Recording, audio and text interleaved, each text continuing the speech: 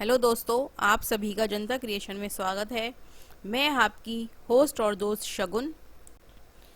आज के इस वीडियो में हम आपके लिए लाए हैं विक्रम बेताल की कहानियाँ। ये तो आपने बचपन में बहुत सुनी होंगी। आइए जानते हैं विक्रम बेताल कौन है। विक्रम उज्जैनी राज्य के राजा थे और बेताल नाम का एक पिशाच था। इन दोनों की कहानियाँ बेताल पच्चीसी के नाम से जानी जाती हैं। इनमें 25 कहानियों का संग्रह है, जिनमें कई प्रेरणादायक और नेतृत्व बढ़ाने वाली कहानियां हैं। ये सभी कहानियां एक बेताल तब सुनाता है जब राजा विक्रम उसे जंगल से पकड़कर एक योगी के पास ले जा रहे होते हैं। आइए शुरू करते हैं विक्रम बेताल की प्रारंभिक कहानी। विक्रम बेताल की प्रारंभिक कहानी कुछ इस प्रकार है। बहुत समय पहले की बात है। उज्जैनी नाम के राज्य में राजा विक्रमादित्य राज क्या करते थे। राजा विक्रमादित्य की न्यायप्रियता, कर्तव्यनिष्ठता और दानशीलता के चर्चे पूरे देश में मशहूर थे। यही कारण था कि दूर दूर से लोग उनके दरबार में न्याय मांगने आया करते थे। राजा हर दिन अपने दरबार में लोगों की तकलीफों को सुनते और उनका निवारण क्या करते थे। एक दिन की बात है, राज दरबार लगा हुआ था। तभी एक भिक्षु विक्रमादित्य के दरबार में आता है और एक फल राजा को देकर चला जाता है। राजा उस फल को कोषाध्यक्ष को दे देता है। उस दिन के बाद से हर रोज वह भिक्षु राजा के दरबार में आने लगा। उसका रोज का यही काम था कि वह राजा को फल देता और चुपचाप चला जाता। राजा भी प्रत्येक दिन भिक्षु द्वारा दिया गया फल कोषाध्यक्ष को थमा देते। ऐसा करते करते करीब 10 साल बीत गए। एक दिन जब भिक्षु फिर राजा के दरबार में आकर फल देता है, तो इस बार राजा फल कोषाध्यक्ष को ना देकर वहां मौजूद एक पालतू बंदर के बच्चे को दे देते हैं। यह बंदर किसी सुरक्षा कर्मी का था, जो छुटकर अचानक राजा के पास आ जाता है। बंदर जब उस फल को खाने के लिए तोड़ता है, तो उस फल के बीच से एक बहुमूल्य रत्न निकलता है। उस रत्न की चमक को देख राज दरबार में मौजूद सभी लोग हैरत में पड़ जाते हैं। राजा भी यह नज़ारा देख आश्चर्य में पड़ जाते हैं। राजा कोषाध्यक्ष को इससे पूर्व भिक्षु द्वारा दिए गए सभी फलों के बारे में पूछता है, तो राजा के पूछने पर कोषाध्यक्ष बताता है कि महाराज, मैंने उन सभी फलों को राजकोष में सुरक्षित रख दिया था। मैं उन सभी फलों को अभी लेकर आता हूँ। कुछ देर बाद कोषाध्यक्ष राजा को आकर बताता है कि सभी फल सड़ गल गए हैं। उनके स्थान पर बहुमूल्य रत्न बचे हुए हैं। यह सुनकर राजा बहुत खुश होता है और कोषाध्यक्ष को सारे रत्न सौंप देता है।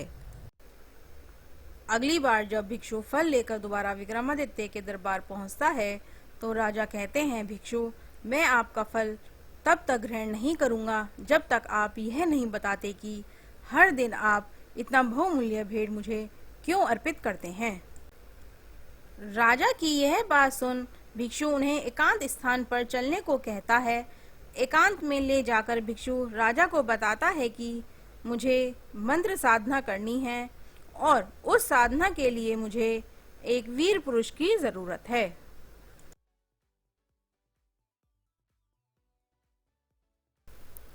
चूंकि मुझे तुमसे वीर दूसरा कोई नहीं मिल सकता, इसलिए यह बहुमूल्य उपहार तुम्हें दे जाता हूँ।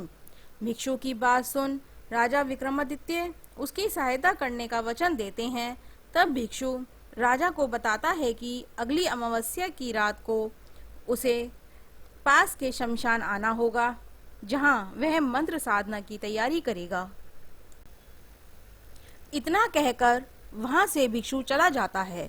अमावस्या का दिन आते ही राजा को भिक्षु की बात याद आती है और वह वचन के अनुसार शमशान पहुंच जाते हैं।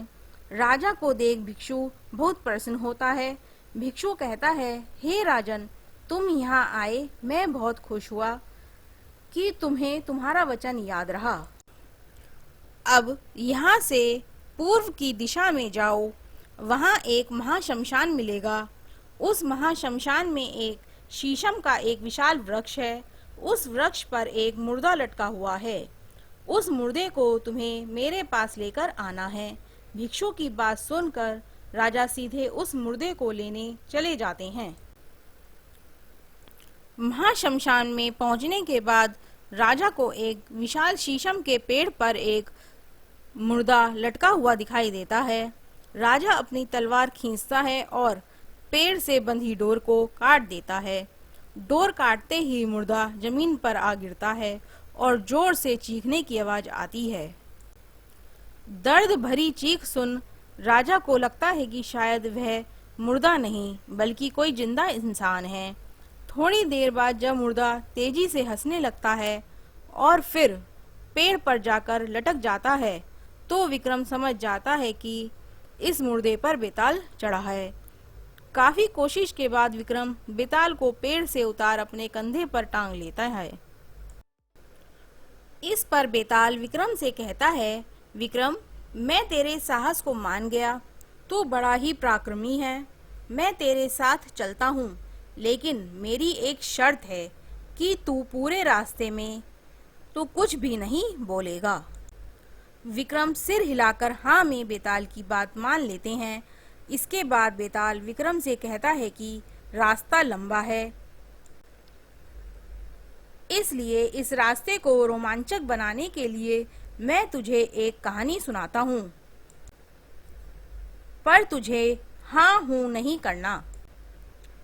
तो यह थी विस्तार से राजा विक्रम योगी और बेताल की आरंभिक कहानी। यहीं से शुरू होता है बेताल पच्चीसी की 25 कहानियों का सफर, जो बेताल एक एक करके विक्रम को सुनाता है। तो दोस्तों, आपको ये कहानी कैसी लगी और इस कहानी से इस कहानी से हमें यह सीख मिलती है कि एक राजा को हमेशा विक्रमादित्य की तरह साहसी और पराक्रमी होना चाहिए, तभी वह अपनी प्रजा की रक्षा कर सकता है। बेताल पच्चीसी की पहली कहानी अगली वीडियो में लेकर आएंगे। तब तक के लिए धन्यवाद। Thank you friends watching this video. Do not forget to like, share and subscribe.